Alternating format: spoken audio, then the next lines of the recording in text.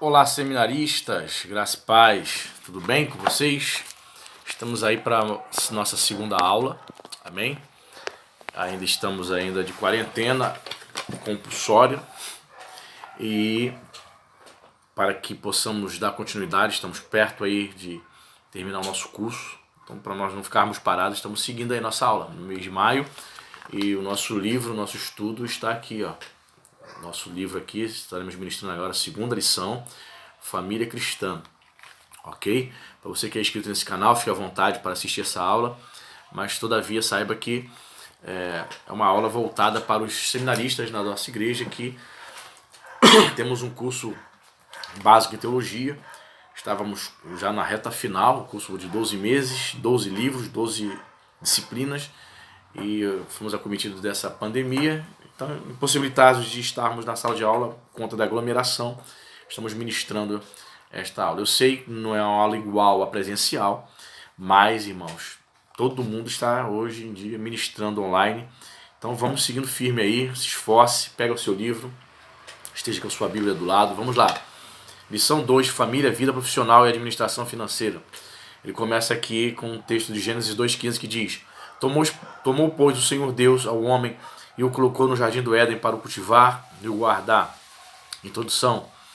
É até comum muitos de nós nutrirmos conceitos errados concernentes à compreensão teológica de determinados assuntos bíblicos. Como, por exemplo, muitos pregadores dizem, e eu também já pensei assim, que Deus fez um boneco de barro e soprou em suas narinas o fôlego da vida e ele tornou-se o primeiro homem, Adão. Há também aquele famoso conceito que afirma: a Bíblia aberta é a palavra de Deus, mas fechada é um livro qualquer. E assim por diante. No primeiro caso do boneco de barro, precisamos saber que a Bíblia em momento algum nos dá a ideia de que Deus tenha feito um boneco de barro para dali fazer o primeiro homem. O texto bíblico diz simplesmente que formou o Senhor Deus ao homem do pó da terra. Gênesis 2,7. O que a Bíblia está dizendo, na verdade, é que Deus criou o homem a partir dos elementos do pó da terra. E isto é comprovado hoje pela ciência. Verdade, você entra em qualquer aí, dá um Google aí, rápido, você vai fazer a pergunta assim: quais são os elementos encontrados no corpo humano? Elementos químicos. Você vai perceber, todo mundo sabe, né? Nós temos zinco, nós temos sódio, potássio, cálcio, ferro. É interessante, são elementos encontrados na terra, na argila, né? Interessante isso. Então, quando a Bíblia diz isso, que nós fomos feitos do pó da terra, é para referir-se que os elementos encontrados no nosso corpo são encontrados também na terra. Diz mais: ora, a Bíblia aberta ou fechada é e sempre continuará sendo a palavra de Deus. Ela não deixa de ser a palavra de Deus simplesmente porque está fechada ou aberta. Esses são dois exemplos de alguns tabus evangélicos, alguns clichês, né? Essa que é a verdade, alguns clichês que os pregadores usam para enfeitar a pregação e acaba as pessoas pegando isso como se fosse algo absoluto, como se fosse uma verdade bíblica. Eu estava pregando esses dias lá na igreja, frases que as pessoas acham que estão na Bíblia, mas são chamados ditos populares, né? Então é importante que você tenha cuidado para não ficar repetindo esses clichês. São clichês que parecem ser bíblicos, mas não são. Diz mais aqui: assim como os dois exemplos que citei, há outro conceito errado que ainda persiste em nosso meio, que é o de pensar que o trabalho só foi criado por Deus em decorrência da queda do homem no Éden, o que nos faz enxergar o trabalho como uma maldição de Deus sobre a humanidade. De fato, muitos pensam assim. Mas será que o verdadeiro ensino da Bíblia será esse o verdadeiro ensino da Bíblia a respeito do trabalho? Veremos nesta lição que esse pensamento não coaduna com o ensino geral das Escrituras e, portanto, entenderemos qual é o verdadeiro sentido do trabalho para nós, conforme a Bíblia. É claro, confesso com toda a humildade, não pretendo apresentar aqui nesta lição a palavra final sobre esse assunto, mas espero que ela possa ser uma bênção para você, no sentido de impulsioná-lo a mergulhar ainda mais neste tema e trazer-lhe esclarecimentos sobre o assunto. Tem muita gente, de fato, irmãos, que acredita que o trabalho é uma maldição, né? Deus puniu o homem com o trabalho. Não é verdade. Aliás, a Bíblia não condena o trabalho, a Bíblia condena o preguiçoso. Né? Provérbios capítulo 6 diz: vai ter com as formigas, ó preguiçoso. Por que o sábio vai dizer isso? Porque constantemente você vê as formigas ali trabalhando, realizando alguma atividade no seu mundo dos insetos.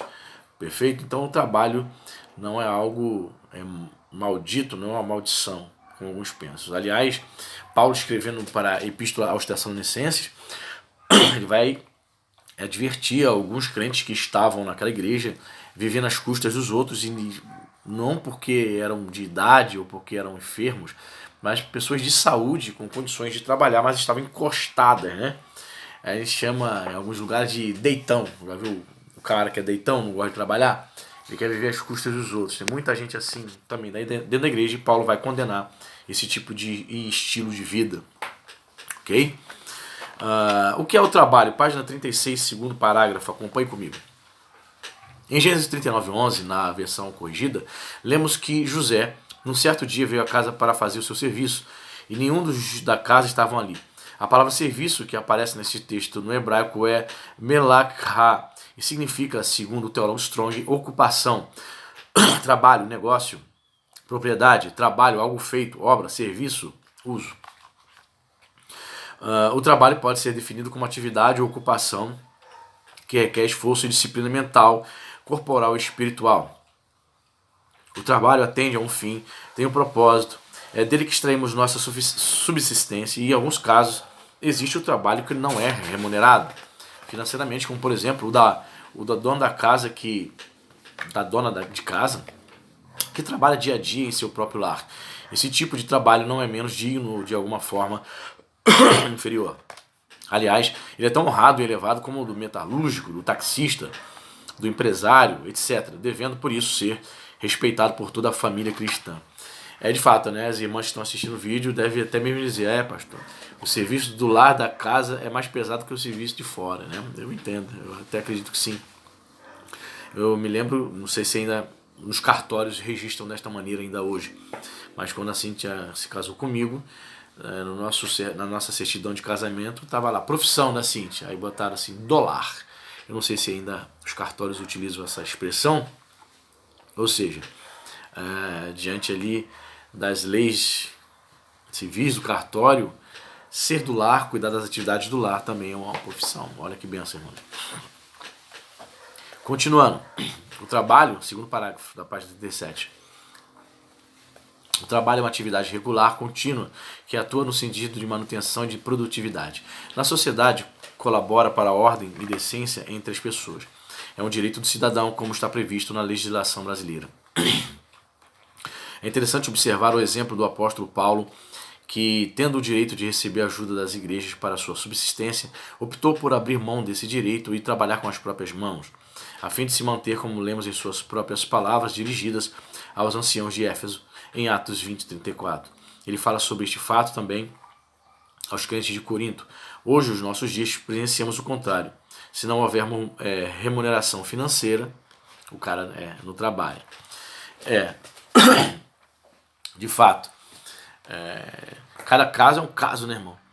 Tem, como já falei aqui em outros vídeos, tem pastores que precisam, a igreja não consegue sustentá-lo, ele é obrigado a trabalhar fora, né? Dedicar-se 10, 12 horas ali diariamente, ainda chega em casa, tem que dar atenção para a família, chega em casa, tem que preparar mensagem para pregar. É óbvio que o rendimento é diferente, né, irmão? Eu me lembro que quando eu cheguei aqui em Araroma, no início, foi muito difícil. Tinha menos membros, né? Eu sentia certo aperto financeiro. E eu comentei com o bispo, tem algum problema se eu tiver que arrumar um trabalho, trabalhar fora? Tá apertado, bicho. E falou assim, pastor, segura mais um pouco, com certeza a igreja vai crescer, né? Vai melhorar a situação para a igreja, para o senhor também. Por que eu estou falando isso? Porque o bispo falando para mim. Porque quando o pastor trabalha fora, tem necessidade de trabalhar fora, ele tem menos tempo para se dedicar à igreja, para visitar os irmãos, para preparar mensagem, para estudar, para preparar algo, se preparar para trazer conteúdo, para cuidar das coisas da igreja, né? O tempo ainda mais se for no comércio, imagina, cuidar de uma igreja, da família, e ainda dedicar 10, 12 horas, 11 horas no comércio. Meu Deus do céu. Ele falou, segura mais um pouco. Realmente, os primeiros anos foram muito difíceis. Até tentei fazer algumas coisas, tentei trabalhar como representante de vendas, né, na área de sonorização, mas aroma é muito fraco nessa área. Eu não consegui absolutamente nada e acabei desistindo, né? De fato, cada um tem uma situação. Tem pastores realmente que não querem, né? São deitões, não quer saber disso, de trabalhar, né? Nem na obra de Deus e nem fora. Então, cada caso tem que ser analisado com cuidado, né? Paulo rejeita a ajuda financeira de Corinto e diz para Corinto que estava trabalhando como fazedor de tendas, mas não recusa a ajuda financeira da igreja de Filipos, entende? Então, podemos dizer assim que Paulo foi uma opção de Paulo desejar trabalhar fora no tempo em que ele esteve em Corinto, até mesmo para não ouvir determinadas coisas. Muitas pessoas lá perseguiam Paulo. Então, realmente, cada situação, cada história é uma situação, né? Página 38. O trabalho segundo a Bíblia. A Bíblia Sagrada nos revela que Deus, após criar o universo e o homem, preparou um jardim e lá colocou o primeiro casal. Gênesis 2:8. O primeiro casal foi ali posto para o cultivar e o guardar. Notemos que o trabalho surge atrelado à criação do homem, sendo para ele uma responsabilidade dada pelo próprio Deus. É importante notar que este compromisso do homem com o trabalho assemelha-se à sua criação. E esta, por sua vez, está diretamente relacionada com a necessidade do trabalho.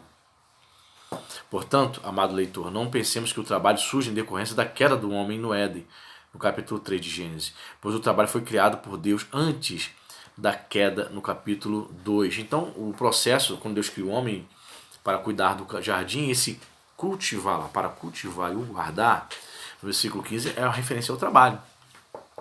Quando você tem um jardim na sua casa, não sei se você tem planta, jardim, dá trabalho você cuidar, né? Ainda mais se você tiver um terreno grande, um quintal grande, cuidar das árvores, podar, recolher as folhas, não é verdade? Isso é trabalho. E eles já faziam isso no jardim do Éden. Então dizer que o trabalho é uma maldição por conta, em decorrência da queda de Adão e Eva no capítulo 3, é um equívoco tremendo, ok? Deus aprecia o trabalho, lá embaixo na página 38. Podemos depreender das várias referências feitas ao trabalho na Bíblia que Deus o aprecia. Como dito anteriormente, a criação do homem aparece ligada diretamente ao trabalho. O próprio Deus trabalhava, ou melhor, trabalha intensamente, incessantemente. O Senhor Jesus também trabalhava incansavelmente, como vemos em várias referências no Novo Testamento, como por exemplo em João 5,17. Mas ele lhes disse, meu Pai trabalha até agora e eu trabalho também. É claro que quando Jesus diz essas palavras, ele as pronuncia no contexto da cura de um paralítico, o que nos faz entender que esse trabalhar ao qual ele se refere é o trabalhar pelo reino de Deus, e não ao trabalho secular. Mas, de fato, o trabalho que é feito na obra de Deus realmente é trabalho, que requer esforços não apenas espirituais, mas também físicos e psicológicos. Não há como negar que o nosso Mestre Supremo nos deixou seu próprio exemplo de trabalho incansável pelo reino de Deus. Disse-lhe Jesus, a minha comida consiste em fazer a vontade daquele que me enviou e realizar a sua obra. Vale lembrar ainda que Jesus sem dúvida trabalhou com seu pai adotivo José na carpintaria. Irmãos, tem gente que acha que fazer a obra de Deus, pregar, cuidar de igreja não é trabalho. É realmente a pessoa que mente fechada, né? Por quê? Estamos no ano 2020, né? Foi o ano 2018, eu notei uma certa estafa, eu senti um certo cansaço físico quando eu vinha para a igreja dar aula, quando eu vinha para a igreja ministrar, fazer os cultos. Aí eu olhei para isso já no final do ano, 2018. Quando eu olhei para trás, eu percebi que eu estava fazendo muitas tarefas além. Ano 2018, 2019, isso, principalmente 2018 e 2019. O que eu estava fazendo? Eu estava tomando conta, chegou um período, eu estava tomando conta dos jovens. Então eu estava na igreja sábado, tomando conta dos jovens, pregando para os jovens, fazendo trabalho com os jovens. Sexta-feira, culto no lar. As pessoas no culto no lar acham que o culto no lar só é válido se o pastor estiver presente, o que é um equívoco também. O pastor não pode estar em todos os cultos no lar. O fato de ele ter que estar com a família, o fato de ele estar se preparando já para pregar no domingo, para realizar uma atividade no sábado.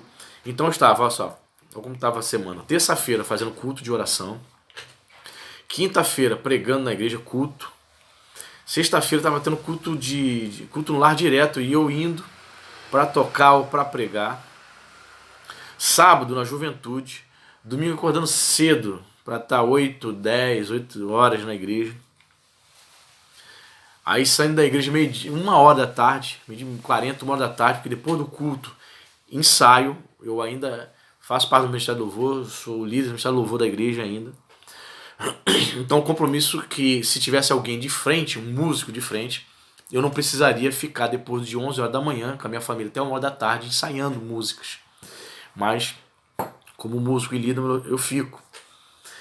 Aí chegando em casa 1 hora da tarde, 1 e pouca da tarde, para fazer almoço ainda, 2 horas da tarde, 2 e pouca da tarde almoçando, retornando, né, por volta de 6 horas para 6h15, 6 horas para o culto, que começa às 7 da noite, saindo da igreja 10 horas, eu não vou embora, o culto acaba 9, mas eu não vou embora 9h10, 9h15, sou o último a sair sempre tive esse hábito de ser o último a ir embora, de fechar a igreja.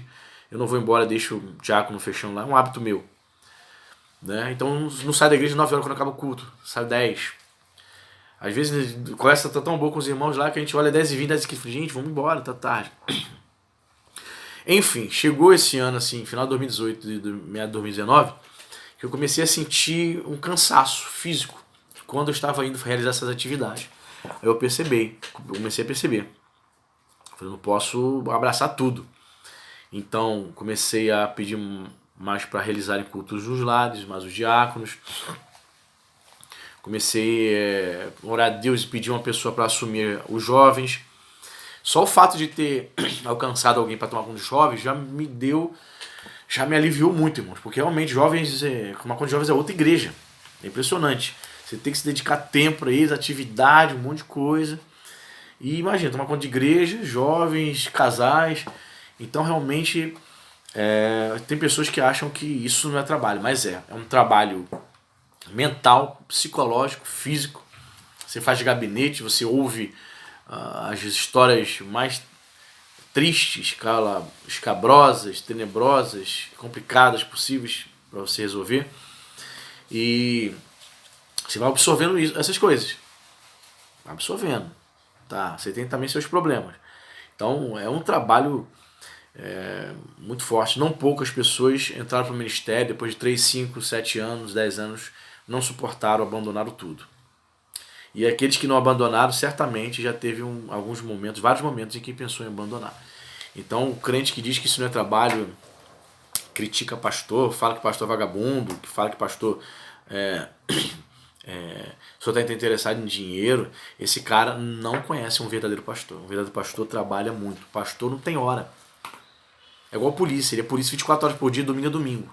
O policial ele anda armado no dia de folga dele, vai na padaria comprar pão e tá armado. Ele é polícia, se tiver que prender alguém, reagir a um assalto, ele reage, ele é polícia.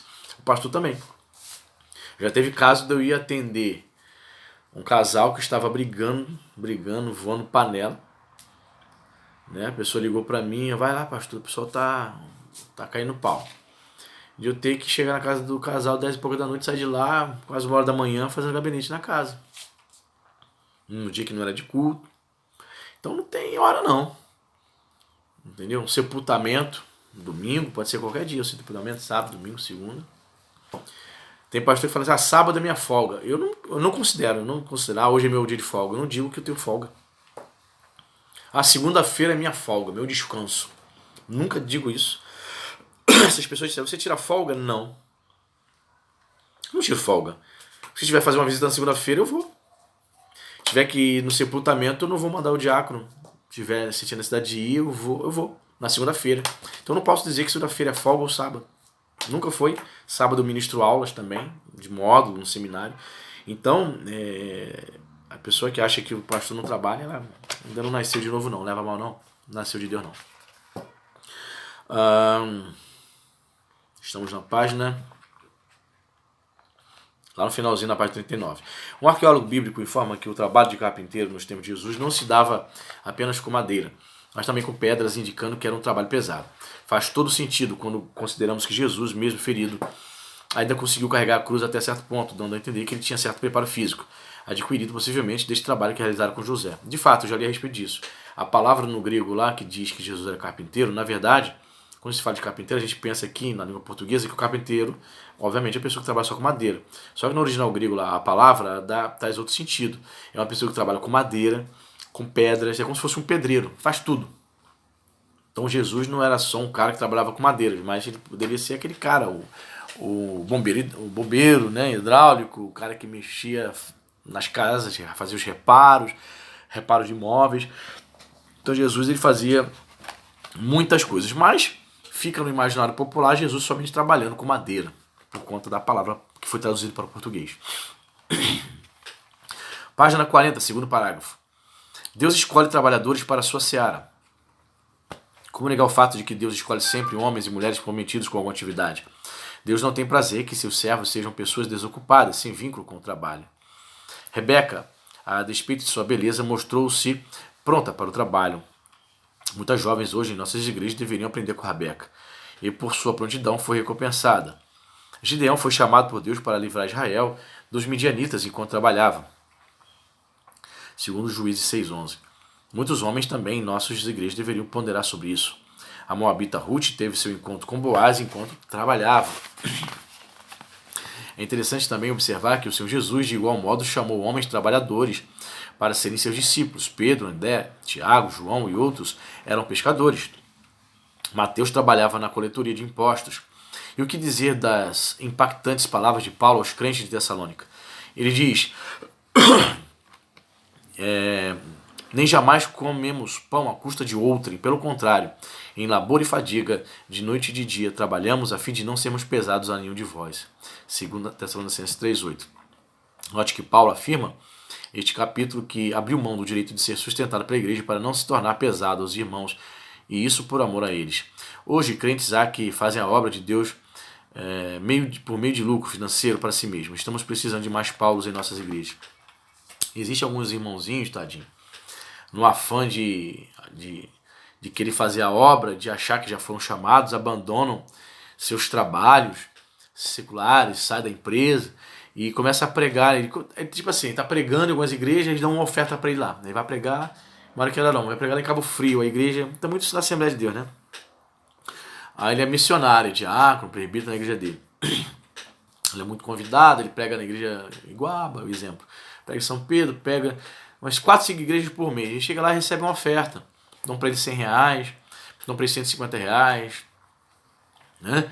Abençoam ele com uma oferta, aqui, irmão, uma oferta. Obrigado por ter vindo aqui abençoar a igreja. O que acontece? Ele começa a achar, normalmente são jovens que isso acontece, que já tem um chamado para ser um pregador itinerante. Ele pensa assim, vou viver da obra. Aí ele sai do trabalho para viver de R$500, R$700, R$800 por mês. Queridos, Deus nos chama para realizar a obra dele, para viver da obra enquanto estamos trabalhando.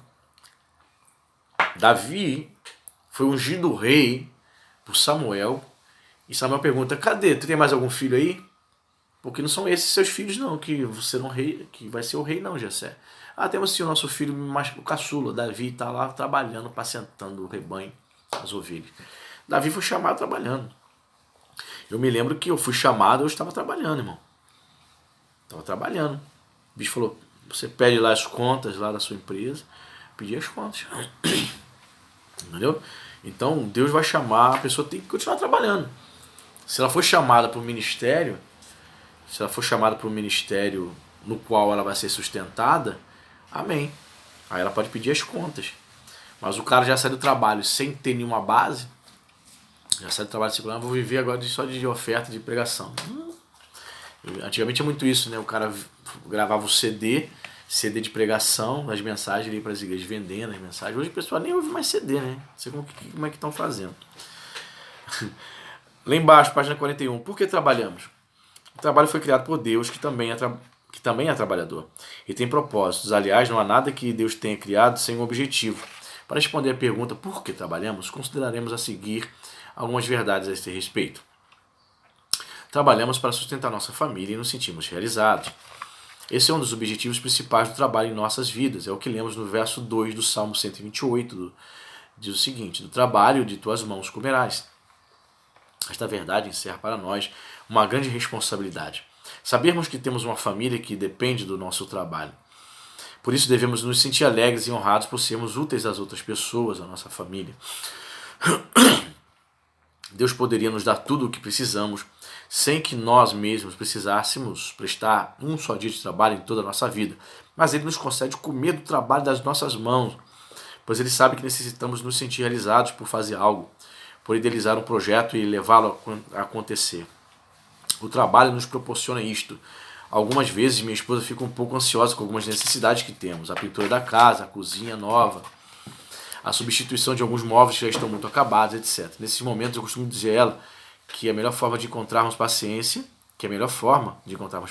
para esperarmos até podermos realizar esses objetivos é olhar para trás e ver o que já podemos realizar. É, portanto, gratificante saber que através do nosso trabalho podemos realizar coisas importantes. É Deus que nos concede isso. Glória seja dada a Deus.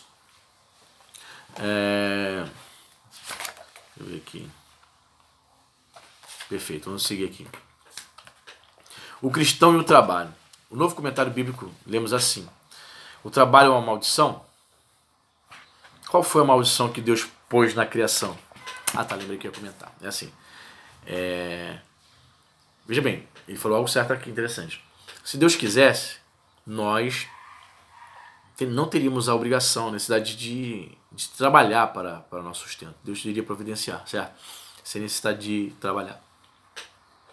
Mas por que Deus coloca o trabalho para nós, né? Você já pensou se nós vivêssemos uma vida sem ter que realizar nada? Irmãos, eu estou com 43 anos e quando eu trabalhava fora, por uma vez só, eu tirei férias 30 dias. Nunca consegui.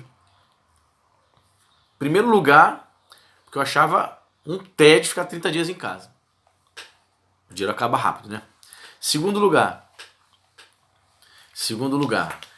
a necessidade me empurrava, me impulsionava desses 30 dias vender pelo menos 15, vender 10 dias, né, de férias e tirar 20 no máximo. Com 15 dias eu estava querendo já voltar. Ou seja, é o corpo humano, a gente está numa rotina, num ritmo. Quando você para totalmente, né, eu particularmente enjoo, tem gente que não. Eu enjoo. Ainda que fosse para ficar 30 dias sem fazer nada, num hotel 5 estrelas, eu não gostaria de ficar 30 dias parado, né? Eu acho que quando as pessoas perguntam férias, vai tirar férias, pastor? Eu não tiro férias. Não, pastor, não tira férias? Não, até porque 10 dias eu não considero férias, eu tiro um recesso, né? Eu sei que eu deveria tirar aí uns 15 dias de férias. Mas a condição também, né, irmão? Vou tirar 15 dias de férias dentro de casa somente? Porque 15 dias de férias seria interessante viajando com sua família, só que viajar, estar em outros lugares, passeando, entendeu? Não temos condições. E 15 dias longe da igreja é o máximo, tá? Sinceramente, eu não sei como tem pastor que fica 30 dias ausente da igreja. Tirar férias. 30 dias. Por 30 dias acontece coisa pra caramba numa igreja, tá? Acontece coisa pra caramba. O pastor, sim, precisa ter pelo menos uns 15 dias aí. Geralmente eu tiro isso, 12 dias, 10 a 12 dias de recesso. Não considero férias, porque eu geralmente não viajo, não fico até 5 estrelas. É um recesso que eu fico a maior parte do tempo só descansando a minha mente, reciclando a minha mente um pouco. Ok? O trabalho é uma maldição? Página 43, tá? Ali embaixo, segundo parágrafo. Qual foi a maldição que Deus pôs na criação? Um dos mais resistentes mitos da cultura ocidental é que Deus impôs o trabalho como uma punição ao pecado de Adão e Eva. Por causa disso, algumas pessoas veem o trabalho como uma coisa ruim. A Bíblia não sustenta essa ideia. Deus é um trabalhador. O fato de que Deus trabalha nos mostra que tal atividade não é ruim, pois todos nós sabemos que o Senhor não faz o mal. Pelo contrário, o trabalho é um contínuo exercício divino, segundo João 5,17. Deus criou as pessoas à sua imagem para que elas pudessem ser suas colaboradoras. Ele lhes deu habilidade e autoridade para administrar a sua criação. Terceiro parágrafo. Deus estabeleceu o trabalho antes da queda. Em Gênesis 1 e 2, é registrada a criação do mundo por Deus. Estes capítulos nos mostram que ele colocou o homem no jardim para cultivá-lo e mantê-lo, segundo Gênesis 2,15. Essa tarefa foi dada ao homem antes do pecado entrar no mundo e antes de Deus proferir a maldição sobre a terra. Obviamente, o trabalho não pode ser o resultado da queda, considerando que Adão e Eva já tinham esse encargo antes dela. Está bem claro para nós, né? Página 45. Deus recomendou o trabalho mesmo depois da queda. Se o trabalho em si fosse ruim, o Senhor nunca encorajaria as pessoas a fazê-lo, mas ele nos encarrega de trabalhar. Por exemplo, ele disse a Noé e aos filhos deste a mesma coisa que disse a Adão e Eva, que teriam domínio sobre a terra, segundo Gênesis 9. No Novo Testamento, os cristãos são ordenados a trabalhar. Eu não sei se você já teve essa experiência de ter que liderar ou trabalhar com uma pessoa que não é chegada a trabalho. É muito difícil, irmãos, trabalhar com pessoas preguiçosas. Tanto secular e como pastor, liderar alguém que diz que vai trabalhar na obra de Deus e essa pessoa é preguiçosa. O trabalho não flui, não rende. Quando faz o trabalho, é um trabalho porco, mal e porcamente. Ele diz que está ali, para ele está lindo. O negócio está horrível. Faz as coisas de qualquer maneira, chega atrasado, é uma preguiça que você sente assim, gemer. Geme. Você olha assim e fala, meu Deus do céu, como é que pode? Ou seja, a pessoa é preguiçosa tanto no mundo secular quanto na obra de Deus. Pessoas assim não vão muito para frente, não. Para essas pessoas, Paulo tem uma palavra para elas deixar de ser preguiçosa. E Salomão tem Provérbios 6, vai ter com a formiga ou preguiçoso, né? O trabalho não foi amaldiçoado na queda, segundo o parágrafo da página 45. Uma leitura cuidadosa de Gênesis 3, 17 e 19 nos mostra que a terra ficou amaldiçoada por causa do pecado de Adão e não o trabalho. O texto é claro. Maldita é a terra por causa de ti, com dor comerás dela todos os dias da tua vida. Versículo 17. Observe as três maneiras como a maldição da terra afetou o trabalho. Número 1. O trabalho consistia em uma atividade extremamente prazerosa, mas se tornaria sacrificante. As pessoas se sentiriam sobrecarregadas e algumas até mesmo chegariam a odiá-lo.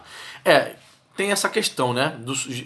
Deus disse, por causa do pecado, do suor do teu rosto, né, você vai agora adquirir o pão, né, de cada dia, né? Vai comer. Hoje em dia, não é como você vai concordar comigo, hoje em dia, no século XXI, muita gente ganhando muito bem com determinados trabalhos em casa. É o chamado home office, né? Em casa, no computador, 4, 5, 6 horinhas no máximo no computador dela, no escritório dando ar-condicionado. Hoje, literalmente, não necessariamente a pessoa precisa suar, transpirar. Muitos trabalhos ainda você transpira. Pedreiros, garis, são os chamados trabalhos braçais, né? Mas muitos trabalhos hoje você trabalha no ar-condicionado, né, no escritório, ou numa loja com um ar-condicionado central, um ambiente agradável. Então você literalmente não transpira mais. Muitas pessoas encontraram o caminho das pedras e ficaram ricas trabalhando na internet, chamado marketing digital. Muitas pessoas que encontraram hoje, tem gente andando de Camaro, morando em mansões na Barra da Tijuca, em Alphaville, em São Paulo, que são bairros de ricos, que começaram do nada na internet, em 4, 5 anos fizeram fortuna trabalhando no trabalho digital, vendendo cursos, né, outras atividades. Isso acontece. Página 46, segundo ponto. Espinhos e ervas daninhas dificultariam os esforços dos indivíduos quando estes lavrassem a terra. Em outras palavras, a terra não cooperaria tanto como antes. 3. As pessoas teriam de suar para conseguir finalizar suas tarefas. O trabalho a partir da queda demandaria muito mais esforço e energia. Muitas pessoas sentem na pele o quanto as atividades diárias podem ser penosas. No entanto, as atividades em si não são ruins. Pelo contrário, elas promovem o desenvolvimento intelectual do homem, além de darem um sentido à sua existência. Sendo assim, muito longe de chamá-lo de maldição, a Bíblia chama o trabalho e seus frutos de um dom de Deus. Página 47, irmãos. Vira aí sua página, virou? Muito bem. 4. Administração financeira na família. As finanças na família podem ser fator de união e benefício para todos os membros do lar, mas podem ser também motivo de discórdia e desunião entre os membros, entre os mesmos. Por isso é necessário que encaremos as finanças como uma parte essencial na constituição de um lar com amor e não de forma egoísta. O dinheiro na família deve ser administrado visando o bem de todos. Eu já ministrei um curso de família aqui na igreja, né? A gente falou sobre essa questão de finança, né? Tem muitos casamentos que entram em sinal vermelho de alerta, né? Porque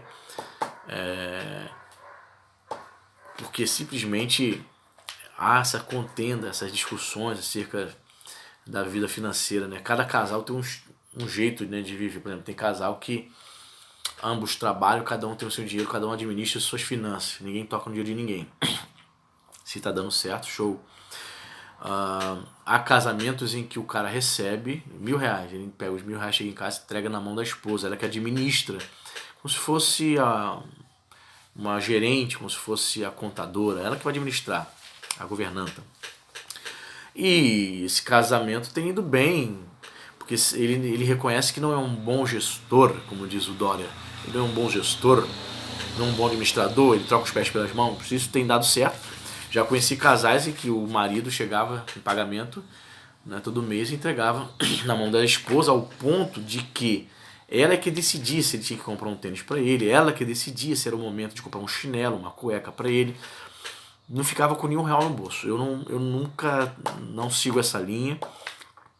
Não sigo essa linha, eu acho estranho, mas se o casal tá dando certo, não tá havendo contenda de briga, se estão conseguindo controlar, administrar a casa, né? Assim, ok. Mas é interessante que diz a Bíblia que o marido é o cabeça, ele que dá a última palavra. Se a esposa está dando a última palavra em tudo, até para comprar um chinelo para ele, quer queira ou não, está havendo uma violação de papéis, está sendo violado um princípio bíblico. Isso é temeroso, né? Isso é temeroso, né? Por mais que aparentemente pareça estar dando certo. Então, as finanças têm sido razão de até mesmo contendas e divergências, divórcios, em muitos casos, infelizmente. O papel das finanças da família, segundo parágrafo, página 47.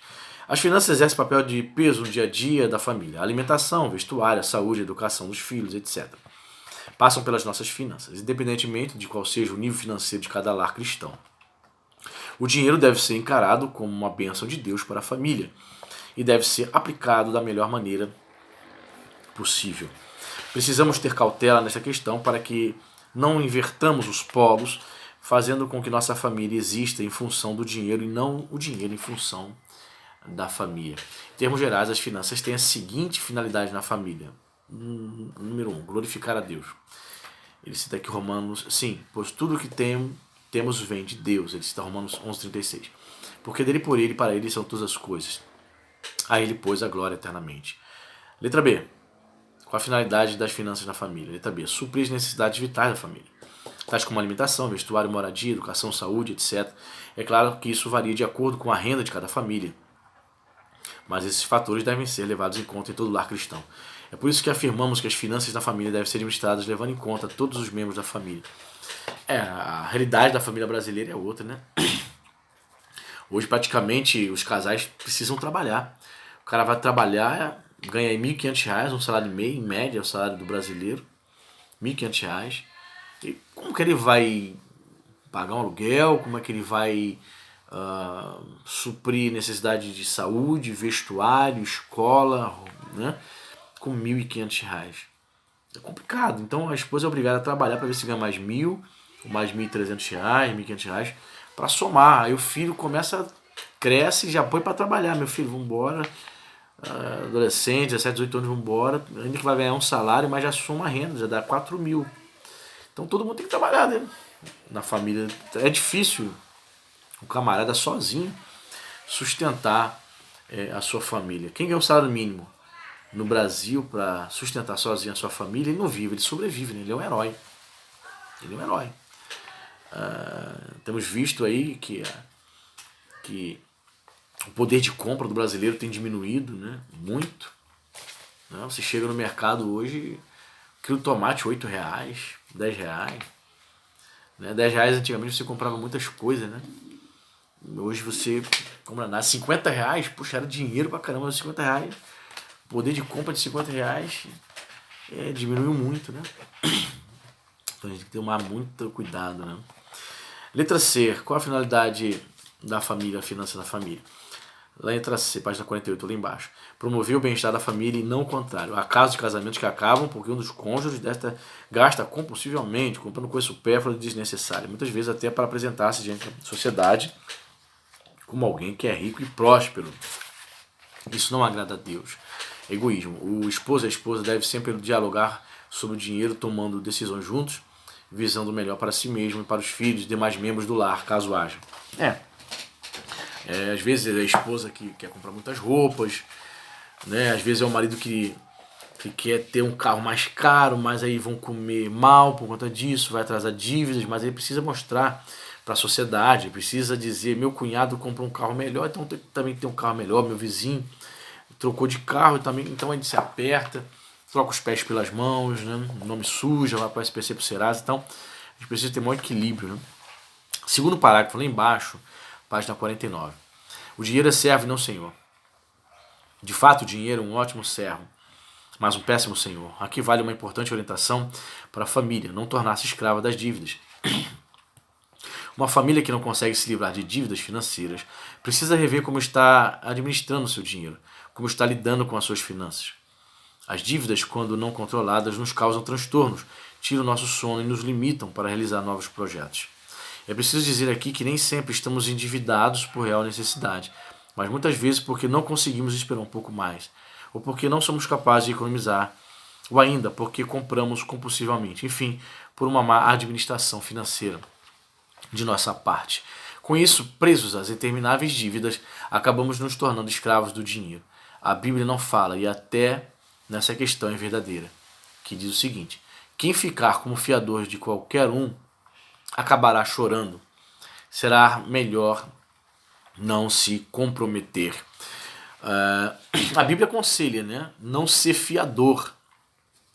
Eu me lembro que muitos anos atrás, uns 15, 18 anos atrás, a Cintia tinha uma amiga que ela sempre, quando queria comprar alguma coisa, ela falava assim: onde pode ser meu fiador? Casa Bahia. Falei, Cintia, fala que não. Por quê? Porque eu dizia não pra ela. Embora ela fosse da igreja, ela era ruim de jogo, ela era ruim de pagar. Eu sabia do histórico dela, eu sabia que eu ia ter problema, eu sabia. E tem gente que é tão sem vergonha, tão mau caráter, que ela não paga, a pessoa comprou no seu nome pra ela não paga e nem pra avisar a pessoa: poxa, eu tô desempregada, tô passando necessidade, não tenho condições de pagar. Toma aqui seu carnê, paga aí pra não sujar o teu nome, cretino. Tem gente tão mau caráter que simplesmente fica quieta, não paga, suja o nome da pessoa, cara. Então essa jovem senhora queria comprar fogão, queria comprar as coisas. Eu falei assim: não. Já sei do histórico dela, ela vai me estressar, ela vai simplesmente parar de pagar, vai arrumar ideia pra mim. Não arruma ideia pra mim, não. Fala que não faço. É diferente, né? Você ser fiador, por exemplo, da sua mãe, né? De um irmão da igreja confiável, nem todos, confiável, a pessoa já deu provas e mais provas de que é um servo de Deus, cheio do Espírito Santo, histórico de pessoa trabalhadora, pagadora. Você tem alegria e até mesmo em servir lá, em tirar um carro para a pessoa e ser fiador, comprar alguma coisa, entendeu? Mas não são todos, não. É a mesma coisa em relação a emprestar dinheiro, mesma coisa. Página 50, número 5, administração das finanças na família. A gerência das finanças na família, à luz da Bíblia, deve seguir alguns critérios valiosos que, se observados, trazem glória ao nome do Senhor na família. A vida é mais que dinheiro. Não é a vida mais do que o alimento e o corpo mais do que as vestes? É com essa pergunta que Jesus inicia seu discurso sobre o ansioso cuidado com a vida. Quem de nós não tem as preocupações que Jesus citou: comida, vestes, o nosso futuro? Não há nada de anormal. E nos preocupamos com essas coisas, pois, como Jesus disse, o nosso Pai Celeste sabe que necessitais de todas elas. Mas o que ele está reprovando é a ansiedade excessiva por essas coisas, em detrimento da nossa confiança em Deus. que tudo supre para nós. A nossa sociedade pós-moderna é extremamente preocupada com o bem-estar financeiro, a prosperidade material, o lucro certo, o status, etc. As pessoas trabalham e trabalham para obter bens materiais. E assim, a nossa sociedade pós-moderna vive em função de obter cada vez mais bens materiais. Mas deveria ser o contrário, os bens materiais em função das pessoas e não as pessoas vivendo em função dos bens materiais. A família deve estar atenta a esse perigo, pois muitas vezes pais cristãos estão se distanciando cada vez mais dos filhos e do convívio familiar em geral para manter um padrão mais elevado de vida. É preciso que coloquemos as coisas na balança. É claro que não estou me opondo ao fato de ambos, esposo e esposa, trabalharem pela manutenção do lar, mas é preciso que avaliemos até onde estamos indo nesse sentido. Aqui vai uma pergunta para a nossa reflexão. Se meu excesso do trabalho sacrifica meu convívio familiar, não é melhor abdicar dele, do excesso de trabalho? Eu me lembro que antes da Letícia nascer, Cintia também trabalhava fora. Então o último emprego dela, antes dela parar para ter a Letícia, ela era caixa num hortifruti.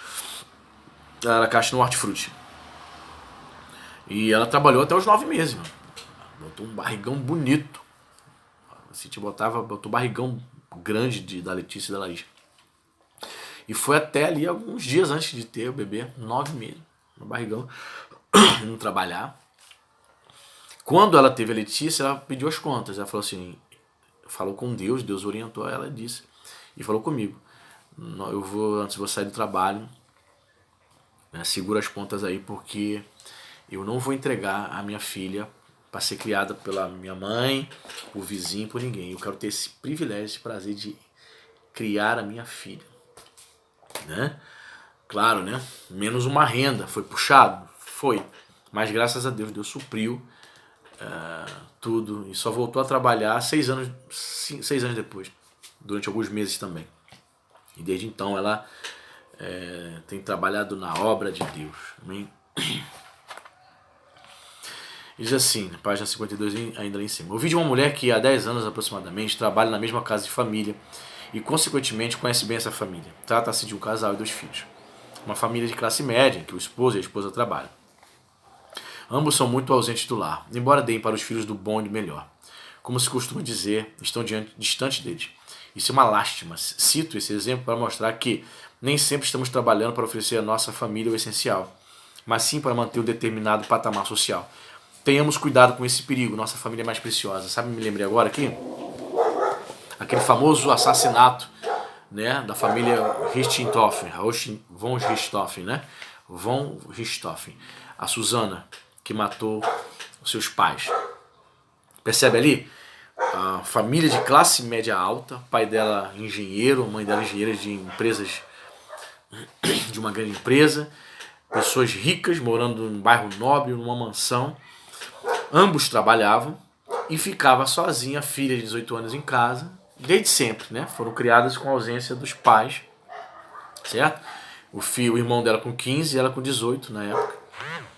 O que aconteceu? Ela se envolveu, começou a namorar um cara maconheiro, viciado, que a viciou também em drogas, em maconha.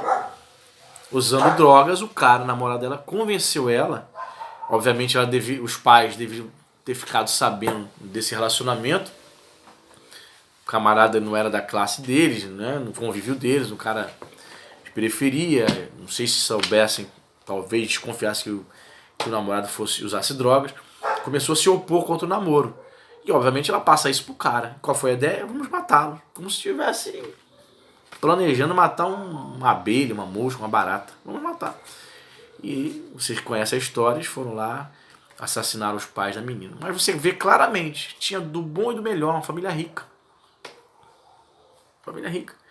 Mas não tiveram o cuidado, não perceberam a filha envolvida com as drogas, não perceberam a filha se envolvendo com o marginal. Infelizmente acabou em tragédia. Né?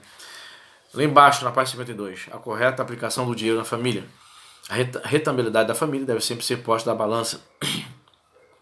Na hora de gastar o dinheiro é preciso que se avalie o que é mais necessário para a família como um todo.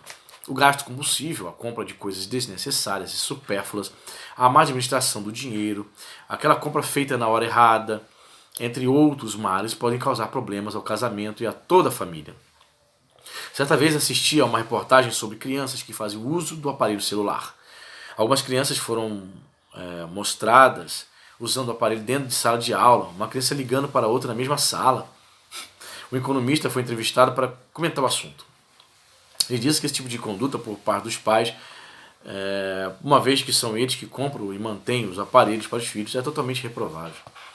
O especialista em finanças afirmou que os pais agiriam bem melhor se aplicassem numa poupança o dinheiro que gastam na compra, na manutenção das linhas telefônicas, dos aparelhos celulares.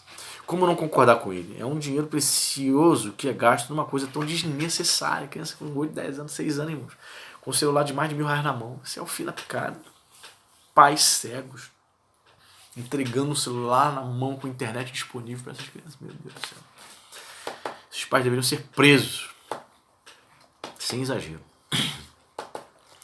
Página 54. Não é pecado economizar. Economizar, tá, irmão? Não é ser avarento, não. Avareza é pecado. Economizar com equilíbrio não é. Muitos podem pensar que, por serem servos de Deus e por confiarem nele, não precisam pensar no dia de amanhã. Isso é um erro. Em Provérbios 30, 25, lemos que as formigas, embora insignificantes, preparam ou ajuntam a sua comida no verão. Isto é, preparam reservas para quando chegar o inverno possam ter suprimento. E com isso demonstram ser mais sábias que os sábios, segundo Provérbios 30, 24. Devemos procurar economizar o nosso dinheiro e, se possível, fazer uma poupança. Nunca sabemos o que pode nos suceder no futuro. Geralmente não gostamos de pensar em possíveis imprevistos, um acidente, enfermidade ou até mesmo um falecimento da família. Mas essa é a realidade da vida e nós, a despeito de servirmos a Deus, estamos também sujeitos a essas coisas. Daí a importância de se pensar no amanhã. É preciso que nos previnamos para não sermos pegos de surpresa. Nesse tópico salienta o fato de que, se por um lado devemos ter cuidado para não exceder no trabalho e esquecer da família, por outro, devemos ser diligentes no trabalho e não nos entregarmos à preguiça. Ok? No comentário, por exemplo, eu fui ter, olha só, sou pastor já há 10 anos. Só fui me despertar ano retrasado, irmãos, para fazer um plano funerário para mim e para minha família. Justamente depois da morte dos nossos irmãos lá de Parque Lafayette, num acidente de carro, né? Comecei a pensar, falei, porque se você não está preparado, a morte vem, a gente não sabe como. Uma pessoa da família morre, no mínimo aí uns R$ 5.000 para você sepultar o seu ente querido. E aí eu falei, puxa, é tão baratinho. Aí eu fui aqui na cidade, você de Araruama aqui conhece, e eu vi quanto era um plano funerário. Para mim, para minha esposa, para minhas 2 filhas. Sabe quanto eu pago por mês? Se alguém vier a falecer, é claro que a gente não quer que ninguém morra.